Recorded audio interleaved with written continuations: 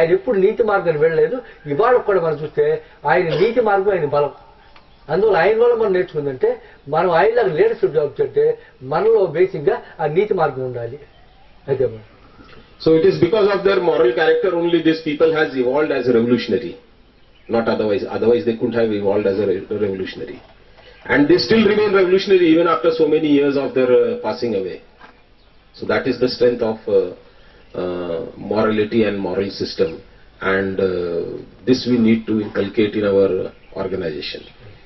And because of this moral base, they could think of the objective for mankind. They could think of a big objective. Like Buddha, he talked of Bahujan Hitai, Bahujan Sukhai. It is not a one man Hitai, one man Sukhai. It is for the big majority of masses. Buddha has talked of Bahujan Hitai and Bahujan Sukhai. He not only talked, but he has made it possible. He has shown that it is possible. And during his time, it was an established fact that he could succeed. So this could happen only through moral strength. If you talk of Phule, you will see that he was talking of Bali Rajya.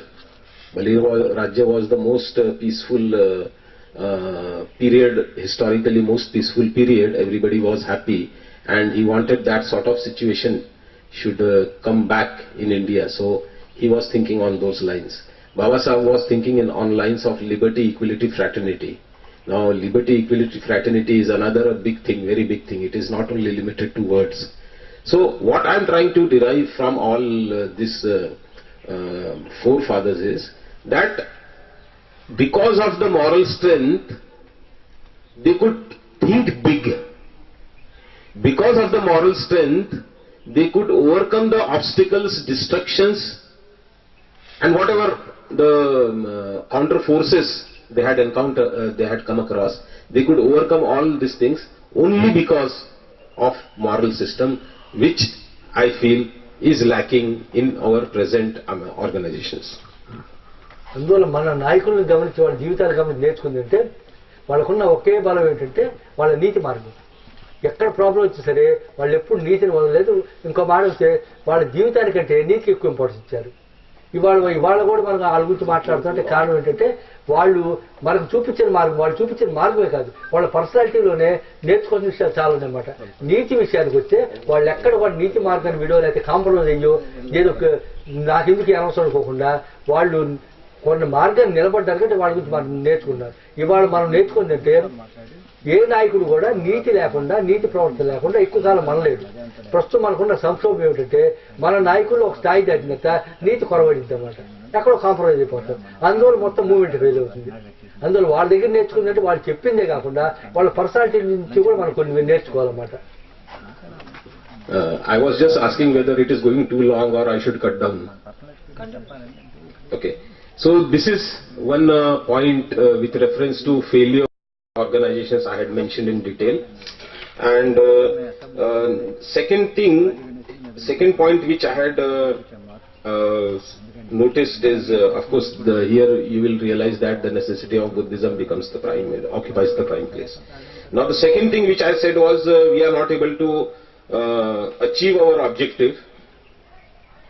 Coming to this point, let us be very clear.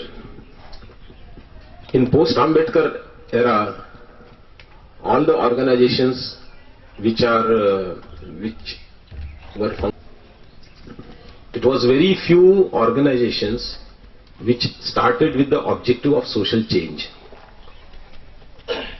Other organizations, they started with the local objectives or very limited objectives, but there were very few who started with the objective of social change. And only those organizations who started with the objective of social change, they came up to the level of national organization. So I would refer to only to such organizations who had the objective of social change, because I want to refer to only to such organizations because how they failed in their objective, that we need to understand. And once we understand, then we can also plan out how we can be successful. Now, మనం ఇది గమనిస్తే మనకి ఈ organisations ఎందుకు fail అయింది, ఎందుకు success అవుతే ఒకటేంటే నీతి మార్గాలు కాకుండా నీతిని కూడా ఫాలో అవటం వల్ల వాళ్ళ పర్సనాలిటీ ఒకటి మనకి నిలబడింది. ఇవాళ మనం గమనిస్తే కొన్ని సంస్థలు చిన్న చిన్న గోల్స్, మున్సిపల్ ఎలక్షన్ జరగాలి లాంటి గోల్స్తో స్టార్ట్ అవుతాయి. కొన్ని సంస్థలు సామాజిక పరివర్తన తీసుకురావాలి, సమాజాన్ని మార్చాలి స్టార్ట్ అయింది. అట్లా సామాజిక పరివర్తన తీసుకురావాలి స్టార్ట్ అయిన ఆర్గనైజేషన్ కొన్ని నేషనల్ లెవెల్కి ఎదిగినాయన్నమాట. వాటి గురించి నేను మాట్లాడదలుచుకున్నాను. Now, all those organizations who has taken up a task of social change, what they had been doing. The question is, did they really contributed for social change? If yes, it is good. If not, then what they had done. My observation is, I would certainly not say that they have not contributed to social change, but the contribution to social change was a very minimal, very limited, and most of the time what was being done is the reaction to the situations which was developed by counter-revolutionary forces. ఇప్పుడు మన వర్గాల కోసం పెట్టిన సామాజిక పరివర్తన కోసం పెట్టిన సంస్థలు గమనిస్తే వాళ్ళు నిజంగా అనుకుని సాధించారంటే కొంత సాధించారు, పూర్తిగా అసలు ఏం చేయాలని చెప్పలేము. కానీ ఇంక ప్రాబ్లం అంటే మనకి కొంత సాధించిన తర్వాత వాళ్ళ లోపాలు ఏర్పడినమాట. ఆ లోపాల వల్ల అనుకున్న సాధించలేని పరిస్థితి ఏర్పడింది. ఒక్కోసారి ఏంటంటే అవతల ఫోర్స్ని అవతలని నిలబెట్టి క్వశ్చన్ చేసే కెపాసిటీ కూడా లేకుండా అయిపోయింది. ప్రస్తుతం మనకున్న లోపం అది. So if the high caste people, if the Brahmin class people creates some problem for us, we get involved in that and we try to find a temporary solution to that. We get a solution. It's not that you don't get it. We try to get a temporary solution for that. In the process, we lose the sight of our basic objective of social change, and we continue to do a patchwork. I would say it's a patchwork.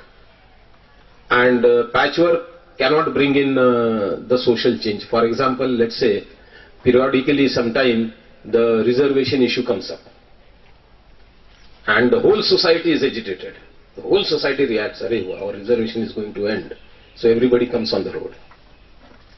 After few months, what? Nobody is seen on the road. Nobody is seen in the organization.